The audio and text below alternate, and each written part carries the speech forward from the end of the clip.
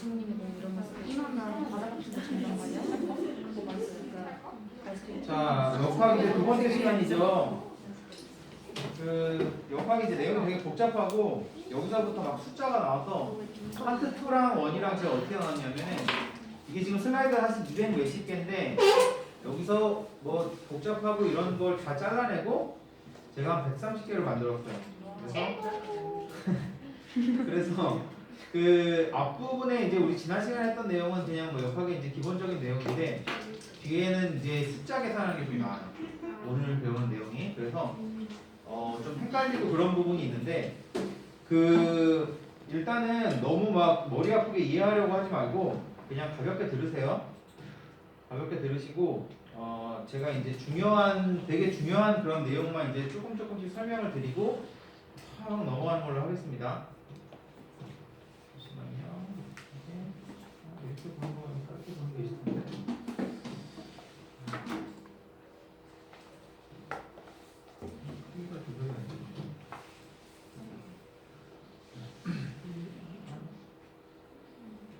자, 뭐 질병 빈도의 이제 측정이라 그래갖고 이게 뭐 비율이 있고 비율은 뭐 영어로 레이트라고 그러고 그다음에 또 다른 이제 이것도 비율이죠.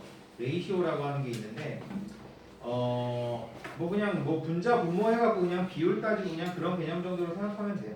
그래서 뭐 까다로운 내용은 아니고 그냥 한번 쭉 읽어보세요. 이런 부분들을 구분율 뭐 이런 거 여러분 그냥 수학 시간에 배웠던 내용이에요. 비율이라 그러면은 뭐 특정 사건을 갖고 있는 구성원과 이 사건이라는 게 무슨 질병이죠. 사건을 갖고 있지 않은 구성원 동물의 총합을 해갖고 그러니까 아래쪽이 분모가 이제 전체 걸린 애들 안 걸린 애들 합친 애들 전체 애들이 되는 거고 이제 분자가 이제 걸린 애들이 되고 이렇게 하는 게 이제 비율이고 이제 레이쇼라고 하는 이제 대비는 그거랑 달리 그 측정값 자체를 그냥 나눈 거라고 보시면 돼요. 총계 백분율이라는 게 있고 똑같은 얘기예요. 자, 여기서 이제 몇 개 나오는 게 있어요. 발생률, 뭐 발병률, 뭐 2차 감염률 이런 게 나오는데 이런 거에 대해서만 이제 간략하게 설명을 드릴게요. 자, 처음에 발생률이라는 게 있고 밑으로 내려가면은 유병률이라는 게 있어요. 얘네들은 되게 비슷해요. 그래서 질병이 뭐 발생했다. 발생률이 얼마냐. 그 다음에 질병의 유병률이 얼마냐. 뭐 이런 식으로 우리가 표현을 하는데 자, 발생률이라는 건 뭐냐면은 어떤 질병의 발생률은 대상 집단 중에서 일정 기간에 새로 발생한 한 축수를 표시한 것으로 이 질병에 걸릴 확률 또는 위험도의 직접 추정을 가능하게 하는 측정이다. 자, 그러니까 전체 이제 위험에 폭로된 집단의 동물 수가 이제 분모로 내려오고 한마디로 코로나라고 하면은 모든 인구가 코로나에 걸릴 확률은 있는 거죠. 위험성은 있는 거죠. 이런 데가 분모가 되는 거고 실질적으로 뭐 발병한 뭐 코로나에 걸렸든지 어떤 질병이든지 발병한 한 축수가 이제 분자로 들어갑니다. 자, 근데 여기서 중요한 건 뭐냐면 빨간색으로 표시한 새로 발병한 한 축수만 카운트를 해요. 그래서 질병이라는 게 여러분들 뭐 코로나 보면은 맨날 이렇게 막 그래프가 왔다 갔다 하잖아요.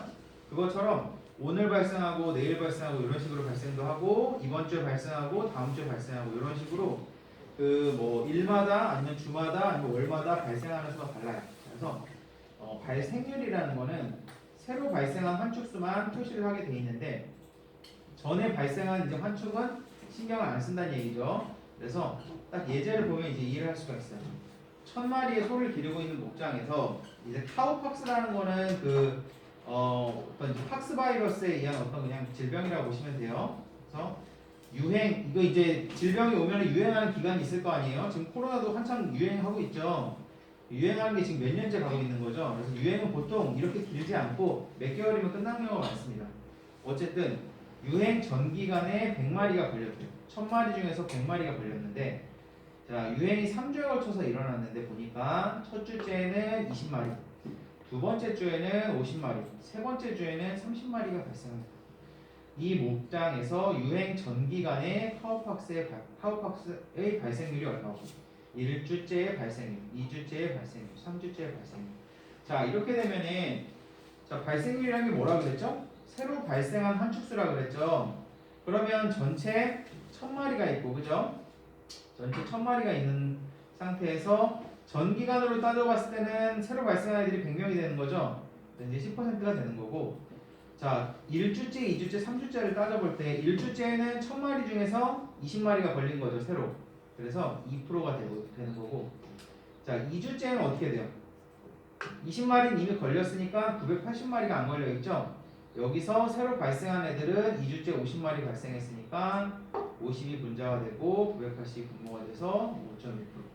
3주째는 여기서 50마리가 또 빠지죠. 그래서 이제 분모가 930이 되고 3주째 30마리 새로 발생했으니까 분자가 이제 30에서 3.2%가 됩니다. 그래서 이런 식으로 이제 발생률이 계산이 되는 거고, 자 유병률이라는 거는 말 그대로 병이 어느 정도로 계속 이제 존재하는지 이제 그거에 대한 율이라고 보시면 돼요. 그래서 요거는 위의 발생률은 새로 발생한 환축수잖아요. 유병률 같은 경우는 어느 시점 또는 일정 기간을 봤을 때 그때 새로 발생했든 아니면은 아주 오래전에 발생을 했든 그때 병에 걸린 애들이 몇 마리인가 그걸 보는 게 이제 유병률이에요. 그래서 어느 시점 또는 일정 기간 동안의 대상 집단에 존재하는 환축의 비율이라고 보시면 됩니다.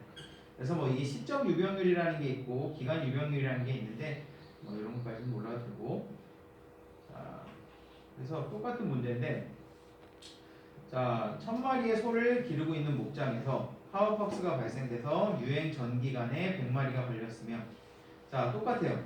완전히 똑같은데 1주째 전체 기간의 발생률이 아니라 유병률을 잘못 썼어요. 유병률은 1주째 유병률, 2주째 유병률, 3주째 유병률을 봤을 때, 자 유병률이라는 건 뭐라고 그랬죠? 새로 발생된 게 아니고 여태까지 걸려있는 애, 딱 그 시점에서 걸려있는 애가 몇 마리인지 딱 보는 거예요. 전체에서. 그러니까 전기간으로 봤을 때는 발생률이랑 똑같죠? 전기간으로 봤을 때는 총 1000마리 중에서 100마리가 걸려서 10%이지만, 자 1주째도 똑같아요. 새로 발생된 애들도 20마리고 현재 걸려있는 애들도 20마리니까 1000마리 중에 20마리인데, 자 2주째는 좀 다르죠. 2주째는 2주째 시점에서 발생률은 새로 발생된 50마리만 신경 쓰지만 유병률은 어때요? 여태까지 걸려있는 애들이 70마리죠. 딱 그 시점에서 70마리가 걸려있으니까 전체 1000마리 중에서 70마리가 걸려서 7%가 되고, 3주째에는 30마리가 더 발생됐죠. 그래서 그 시점에서 100마리가 감염된 거니까 10%가 되는 거죠. 그래서 발생률이랑 차이점을 보면은 발생률은 아까 말씀드렸듯이 20, 50, 30 이렇게 이 주제에만 발생되는 애들을 측정하는 그런 개념이라고 보시면 되지만, 유병률 같은 경우는 그 시점에서 걸린 애들이 몇 마리인지 이걸 보는 거기 때문에 그거 이제 누적이 되는 거죠.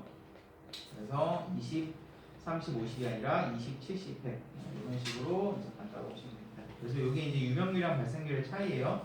그래서 지금 여기 나와 있는 이 예제는 그 역학 및 인수공통 전염병학 이제 교재에 나와 있는 예제예요. 그래서 뭐 문제가 그냥 이런 식으로 나와요. 그래서 여러분들이 만약에 풀 때 물어보는 게 유병률이냐 발생률이냐 그거에 따라서 이제 계산을 다르게 하면 되는 거죠.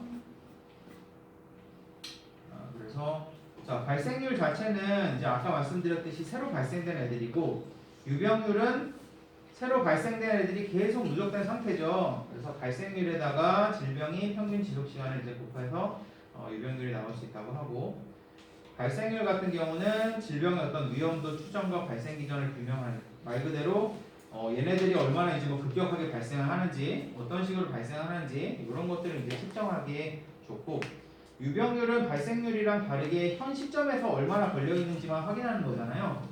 그래서 환축수에 따른 동물약품 및 전문 수의사의 수급을 추정하는 데 유리하다고 합니다. 자, 그래서 코로나 같은 경우도 뭐 일주일에 뭐 몇십만 명씩 계속 환자가 누적될 거 아니에요, 그렇죠? 근데 이제 유병률 같은 경우는 그게 이제 발생률이라고 보면 되고, 유병률 같은 경우에는 딱 그 시점에서 그러면 총 지금 얼마나 걸려 있느냐, 딱 그 시점에서 걸려 있는 사람이 몇 명이냐 이런 거를 따질 때 유병률을 따진다고 이렇게 생각을 하시면 됩니다. 자, 발병률은 발생률이랑 굉장히 이제 유사한 개념이에요. 그래서 그냥 굉장히 그냥 유사한 개념이다라고 정도만 알아두시면 되고, 다만 폭발 기간 중에 이완되는 특정한 동물의 비율을 사용을 하게 되고, 폭발 기간 중에 나타난 증례 총수를 초기에 노출된 폭발의 초기에 존재한 개체의 수로 나눈 것. 이것도 마찬가지로 발병되는 새로운 증례에만 발생률처럼 기초를 두기 때문에 발생률과 굉장히 유사하다고 보시면 됩니다.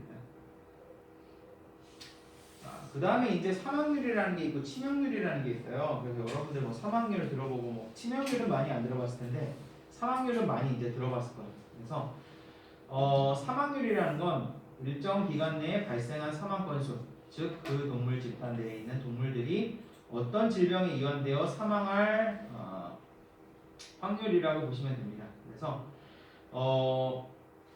그리고 이제 치명률은 어떤 질병에 이완된 동물들이 그 질병에 의하여 사망할 확률이라고 보시면 되는데, 자 이제 간단하게 얘기하면은 100마리가 있어요. 100마리가 있는데 이 중에서 10마리가 질병에 걸려서 2마리가 죽었다고 칩시다.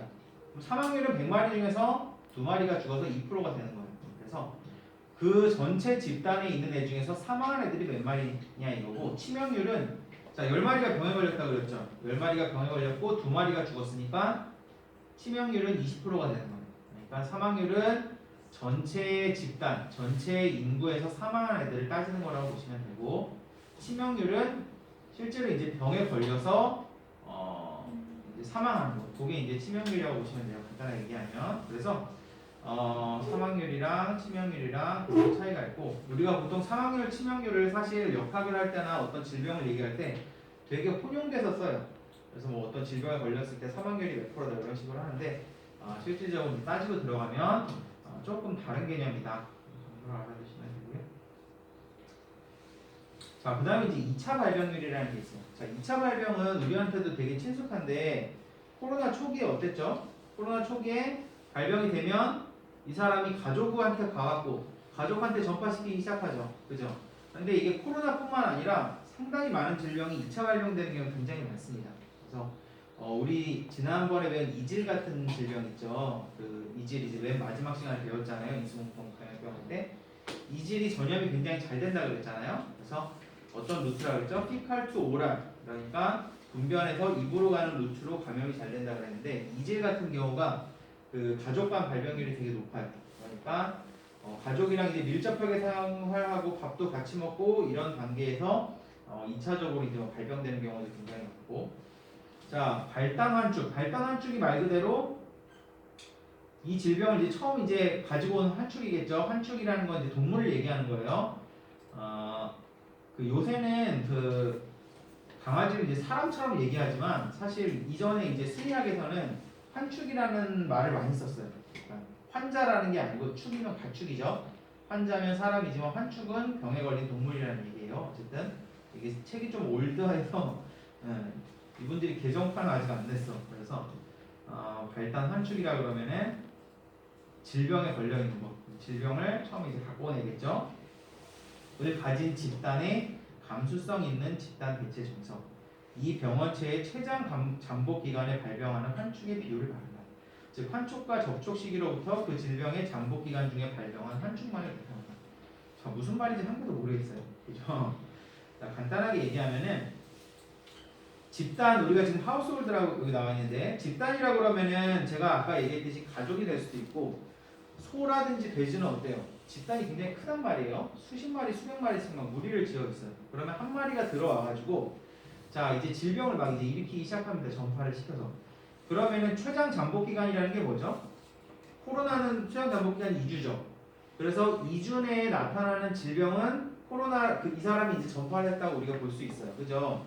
그런데 2주가 훨씬 지나서 발병을 했다. 그러면 이 사람이 다른 데서 이제 뭐 옮아왔을 수도 있고, 어쨌든 질병마다 최장 잠복 기간이 있어요. 그러니까 우리는 코로나 2주라고 하니까 옛날에 2주로 격리했잖아요.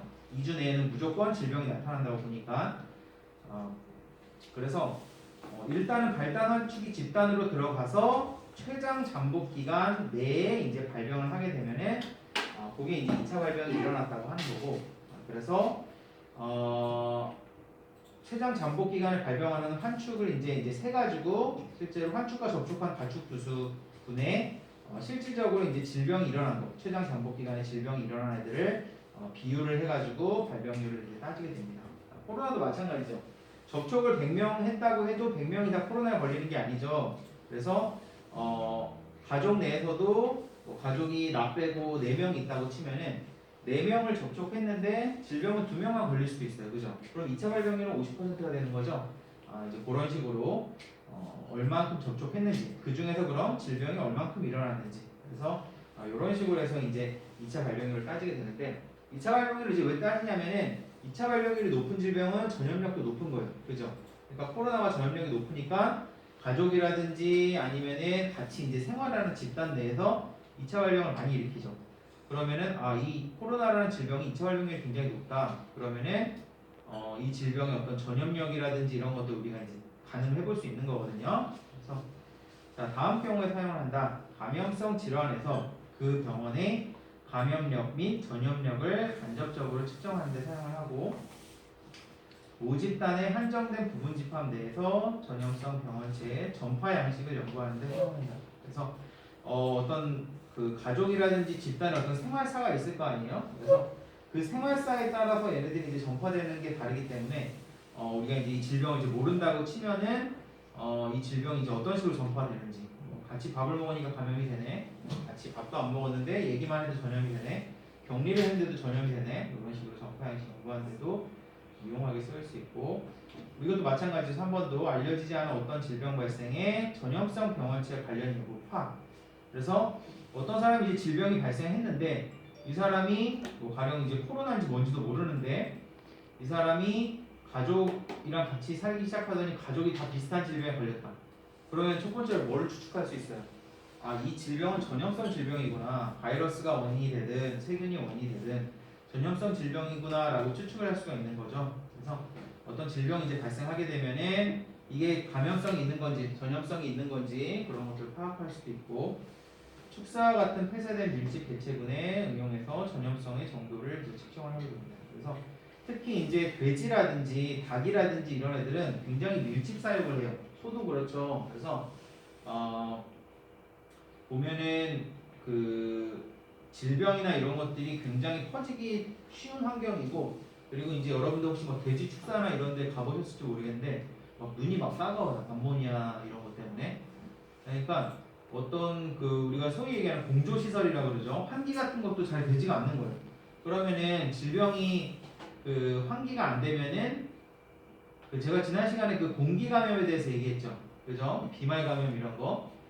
단순히 우리가 이제 얘기를 하면서 그냥 침으로 튀는 것만 그런 게 이제 비말 감염이라고 그러죠. 이제 침이 튀고 뭐 서로 이제 얘기하면서 그런 감염이 비말 감염인데 그런 것뿐만 아니라 일단 침이 튀고 거기서 수분이 증발해가지고 비말 핵이라는 게 된다 그랬죠. 그럼 얘네들이 둥둥둥둥 떠다니면서 다른 사람들을 오염한단 말이에요. 오염시킨단 말이에요. 그래서 좀 이 사람이랑 나랑 멀리 떨어진 상황에 있다고 하더라도 가령 나랑 맨 끝에 있는 사람이랑 직접적으로 뭐 이렇게 침을 서로 튀고 뭐 이렇게 비말이 왔다 갔다 할 일은 없겠지만 우리가 이제 환기 같은 게 제대로 되지 않으면은 비말핵 같은 게 둥둥둥둥 떠다니다가 감염을 시킨단 말이에요. 그래서 이제 환기 시설이나 이런 것들이 굉장히 중요한데 실제로 이제 그 농장이나 축사 같은 데 보면은 그런 게 굉장히 잘 안 돼 있어요. 질병 같은 게 많이 퍼지는 거죠. 자, 그래서 이제 얘기했듯이 몇 가지 개념에 대해서 배웠어요. 자, 첫 번째가 발생률. 발생률은 새롭게 발생한 환축수. 요것만 알면 돼요. 그럼 유병률은 새롭게 발생했든지 아니면 얘가 뭐 1년 전에 발생했든지 상관없어요. 딱 그 시점, 딱 그때 얼만큼 병에 걸렸냐가 이제 유병률이라고 보시면 돼요. 그 다음에 발병률은 발생률과 굉장히 비슷한 개념인데 폭발 기간 중에 이완되는 특정한 동물의 비율에 대한 것이고 사망률이랑 치명률. 사망률은 전체 집단에 대한 사망하는 정도. 치명률은 병에 걸린 애들만 대상으로 했을 때 사망하는 정도. 그렇죠?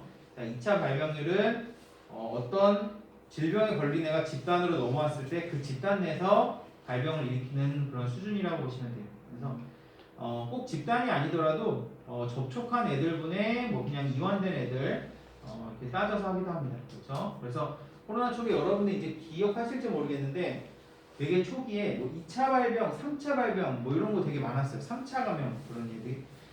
이 얘기가 이제 그런 얘기예요. 그래서 처음 걸린 애랑 직접적으로 접촉해서 2차 감염이 일어나고 그 다음에 또 접촉해서 그 사람들이 접촉해서 3차 감염이 일어나고 그런 것들 얘기하는 걸로 보시면 됩니다.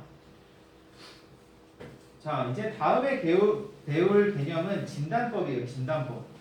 그 옛날에는 이 진단법을 설명하기가 되게 어려웠는데 지금은 코로나가 이제 조금 여러분들 이제 코로나에 대해서 약간 지식이 많이 쌓이면서 뭐 뉴스에서 이것저것 들으면서 조금 설명하기가 약간 쉬워진 부분들이 있어요.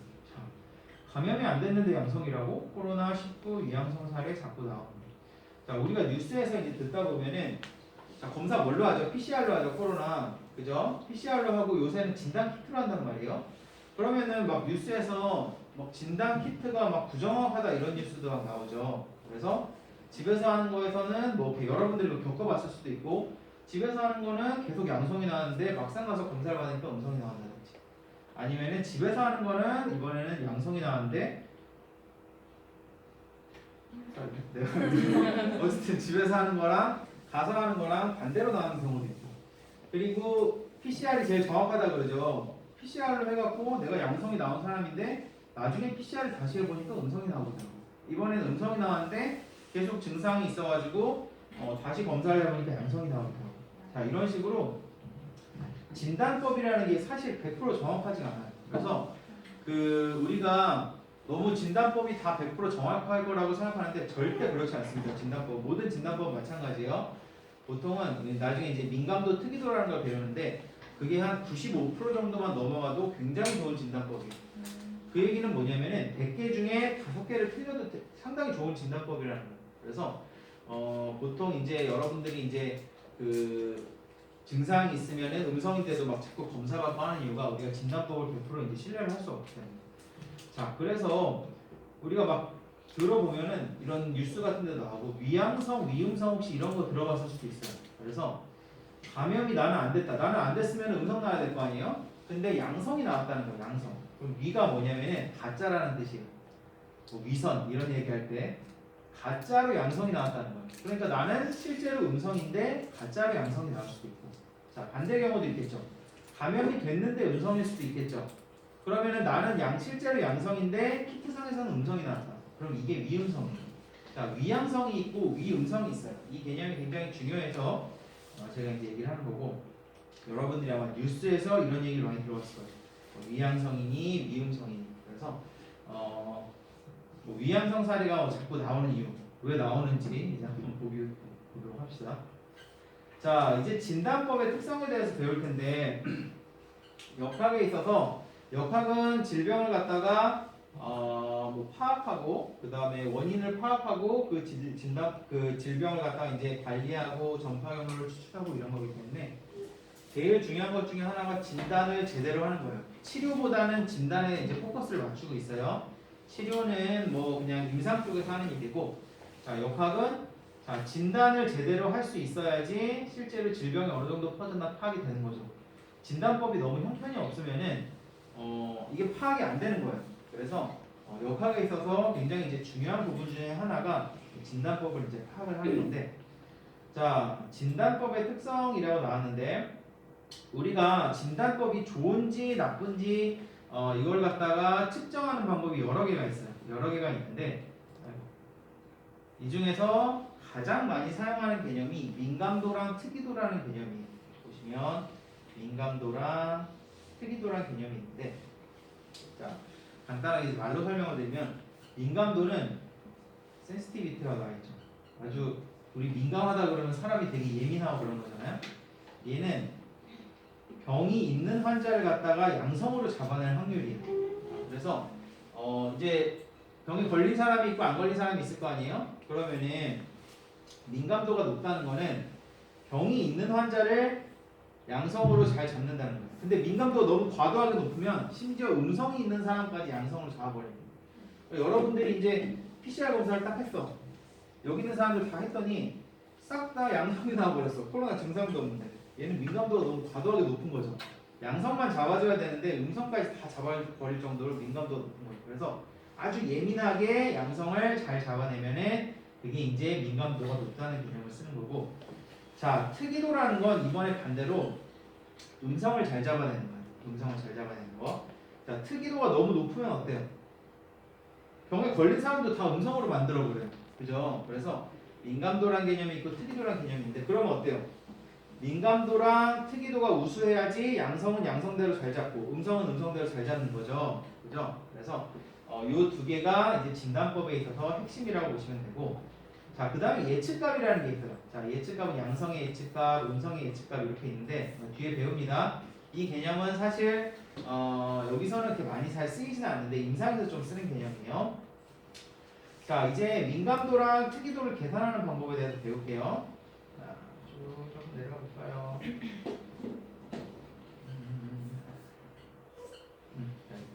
자, 민감도는 위에서 얘기했듯이 그 질병에 감염된 사람, 양성이죠. 양성인 사람이 실제로 검사했을 때 양성이 나올 확률이에요. 그래서 내가 막 코로나 증상이 있고 해서 코로나 이제 지금 걸린 상태인데 내가 병원에 딱 갔다. 병원에 딱 갔더니까 한 사람이 PCR 검사를 해주고 한 사람이 항원 검사를 해줬다. 그러면 내가 지금 코로나 걸린 상태인데 PCR은 양성이 나왔고 항원 검사는 음성이 나왔다. 그러면은 PCR은 민감도가 높은 거죠. 양성인 나를 갖다가 양성으로 잡아줬으니까 항원 검사는 민감도가 낮은 거죠. 내가 양성인데 양성을 못 잡아줬잖아요, 그죠? 그래서 민감도는 진짜 양성률, 진양성률이라고 합니다. 이게 진양성률이라고 해서 진짜 양성을 갖다가 진짜로 잡는 거, 그죠? 이게 이제 민감도라고 보시면 되고 특이도는 반대예요. 나는 질병에 걸리지 않았으면 내가 이제 병원에 가서 두 가지 검사를 했어요. PCR 했더니 음성이 나오고 항원 검사 했더니 양성이 나왔어요. 그러면은 PCR 검사가 특이도가 높은 거예요. 음성을 음성으로 잡아줬으니까. 그래서 민감도는 양성을 양성으로 잡는 능력, 특이도는 음성을 음성으로 잡는 능력이라고 보시면 됩니다. 그래서 밑에 보시면 뭐 진양성, 진음성, 위음성, 위양성 이런 것들이 나오는데 좀 볼게요. 자, 위양성이랑 위음성이 있어요. 자, 위양성은 아까 말씀드렸듯이 질병에 이완되지 않은 것으로 알려진 환자에서 한마디로 나는 안 걸렸어. 질병에 안 걸렸는데 양성이 나타난 거예요. 그러면은 키트가 잘못된 거죠. 나는 음성인 사람인데 양성으로 잡아내면은 이게 위양성이에요. 가짜 양성이라는 거예요. 가짜 양성. 자, 위에서는 진양성이라고 그랬죠. 진짜 걸렸는데 진짜 잡았네. 진양성이 되는 거고 얘는 나는 안 걸렸는데 양성으로 잡았네. 그럼 이 가짜 양성이라는 거야. 그럼 키트 결과가 가짜라는 거 아니에요, 그죠? 가짜 양성. 자, 위음성은 나는 반대겠죠. 그 질병에 이완돼서 나는 걸렸어. 그러면 얘가 양성으로 잡아줬는데 키트가 양성으로 못 잡았네. 그러면 음성은 음성인데 가짜 음성이라는 거야. 그게 위음성입니다. 그래서 계산하는 방법은 이래서 특이도를 빼면 위양성률이 나오고 이래서 민감도를 빼면 위음성률이 나오는데 이거는 밑에서 할게요. 자, 어쨌든 진음성, 진양성, 위음성, 위양성 이제 알겠죠? 진양성은 내가 진짜로 걸렸는데 키트가 잡아주면 진양성이 되는 거고 진양성률이 높을수록 민감도는 올라가는 거겠죠. 그럼 양성을 양성으로 잡았으니까 진음성은 내가 음성인데 키트도 음성으로 잡아준 거. 그래서 진음성률이 높으면 특이도가 높다. 자, 위양성은 내가 안 걸렸는데 키트는 양성으로 잡아버린 거. 그래서 위양성이 높으면 키트가 성능이 떨어지는 거죠. 위음성은 반대로 나는 걸렸는데 키트가 못 잡은 거죠. 그죠? 위음성이 높으면 마찬가지로 이제 키트 성능이 떨어진다고 볼 수가 있죠. 그래서 자, 뭐 예측치는 이따가 할게요. 자, 계산하는 방법은 간단해요. 이거 좀 좋은 표가 없나? 자, 보시면은 항상 네모로 된 박스를 만들어 놓고 계산을 하면 됩니다. 그래서 민감도랑 특이도 구하는 방법은 굉장히 간단해요. 자, 여기 위에 있는 디지즈라는 건 질병이라는 뜻이에요. 프레젠트, 앱센트. 그래서 질병이 있고 없고. 자, 사람을 갖다가 우리나라 전 국민을 둘로 나눴을 때 코로나에 걸린 사람이랑 안 걸린 사람이 나눌 수도 있는 거죠. 그래서 질병이 있는 경우, 없는 경우가 있고. 자, 그 다음 세로 축은 어떻게 나타나냐면 테스트를 해봤을 때 테스트라는 건 PCR이라든지 항원검사라든지 이런 거겠죠. 그걸 해봤을 때 양성이 나오는 경우와 음성이 나오는 경우. 그래서 여기 있는 사람도 다 나눴을 때 코로나에 걸린 사람이랑 안 걸린 사람을 나눌 수 있고 그 다음에 테스트를 해봤을 때 음성이 나오는 경우가 있고 양성이 나오는 경우가 있을 거 아니에요. 자, 그런 식으로 해서 이제 사각형의 표를 만듭니다. 자, 첫 번째로 자, 여기 A 항목부터 볼까요? 질병에 걸렸는데 테스트를 해보니까 양성 나왔네. 자, 이게 진양성이죠. 양성을 갖다가 양성으로 잡아줬으니까. 자, 그래서 얘가 진양성이라고 하고 얘를 A라고 칩시다. 자, 이번에는 난 질병에 안 걸렸는데 얘가 양성으로 잡았네. 이게 뭐라 그랬죠? 위양성이라고 그랬죠. 자, 이번에는 나는 질병에 걸렸는데 이번에 키트가 또 못 잡았네. 그러면은 이게 가짜 음성이니까 위음성이 되고. 자, 그 다음에 나는 질병도 없고 키트도 없는 걸로 잡았다. 그러면은 이게 진짜 음성, 진음성이 돼요. 자, 그러면은 민감도는 어떻게 측정을 하냐면은 민감도는 아까 뭐라 그랬죠? 양성을 양성으로 잡아내는 능력이라 그랬죠. 자, 그러면은 질병에 걸린 사람 중에서 실제로 걸린 사람은 다 이쪽에 있는 거죠. 전체 질병에 걸린 사람 중에서 진짜 양성만 잡아내면 이게 민감도인 거죠. 그래서 분모가 A 더하기 C가 됩니다. 얘네가 분모가 되고 진짜 양성 A, 얘네가 분자가 돼요. 얘가 민감도가 돼요. 그래서 여기다 이제 비율이니까 뭐 100을 곱하든지 해서 민감도를 측정을 하는 거고. 자, 그러면은 반대로 그 특이도는 뭐예요? 음성으로 잡는 능력이죠. 그러면 음성은 몇 개예요? B 플러스 D가 전체 음성이잖아요. 질병에 걸리지 않은 애들이니까 B 플러스 D가 분모로 가고. 자, 그 다음에 실질적으로 진짜 음성 얘네를 잡아야 되는 거죠. 특이도가 높은 애들은 네거티브로 잡아야 되니까 얘네가 분모가 됩니다. 자, 그래서 여러분들이 이제 계산을 할 때 항상 사각 문제가 쉬우면은 이게 사실 그 수의사 국가고시에 엄청나게 나오는 문제고 한국뿐만 아니라 미국 수의사 국가고시에도 엄청나게 나오는 문제예요. 왜냐하면 역학에서 굉장히 중요한 파트라서. 자, 그래서 항상 이 사각형으로 나오면 문제가 너무 쉬워.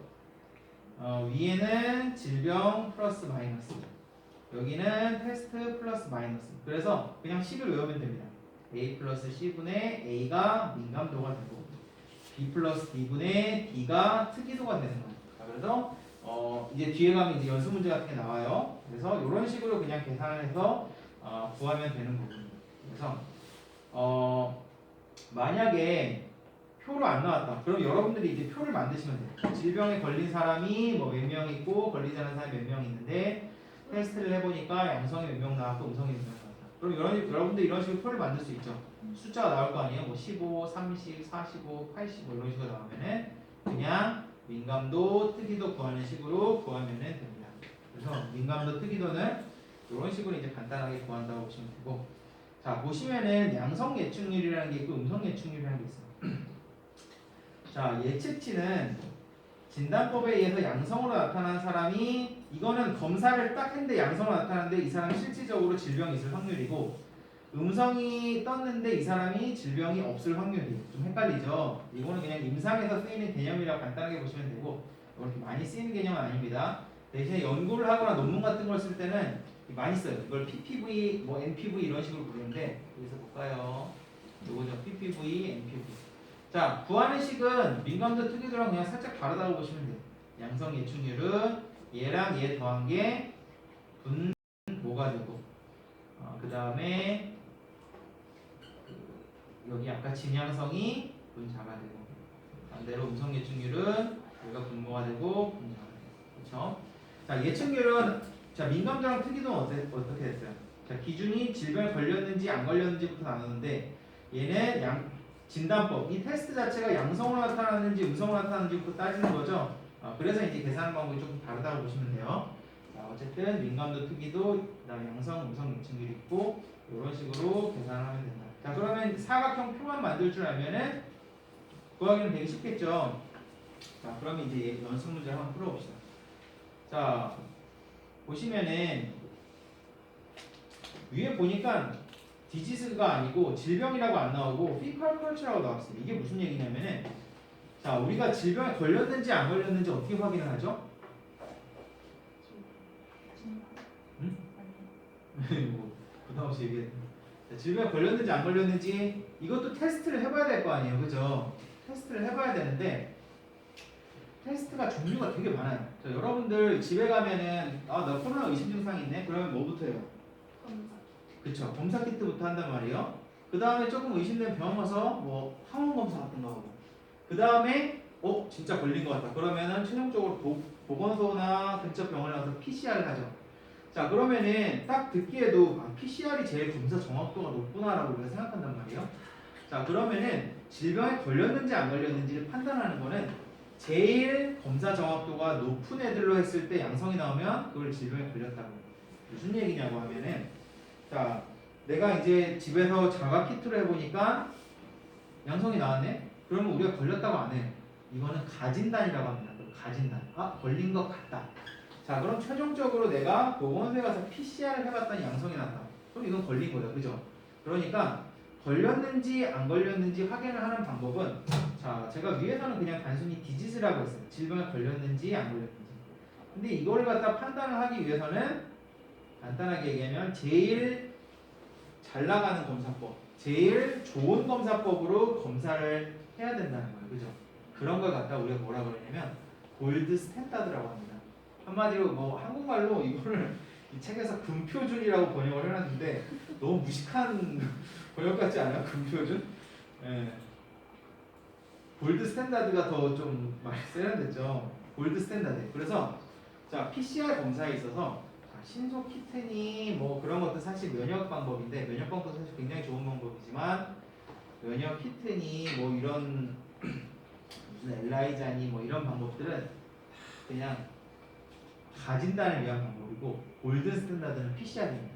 자, 그러면 우리가 코로나를 딱 봤을 때는 PCR이 딱 여기 들어가는 거예요. PCR로 했을 때 양성이면은 이거는 우리가 질병에 걸렸다고 보는 거고, 음성이면은 안 걸렸다고 보는 겁니다. 그래서 표를 짤 때 만약에 골드 스탠다드에 대한 게 나오면은 이게 가로축이 되는 거예요.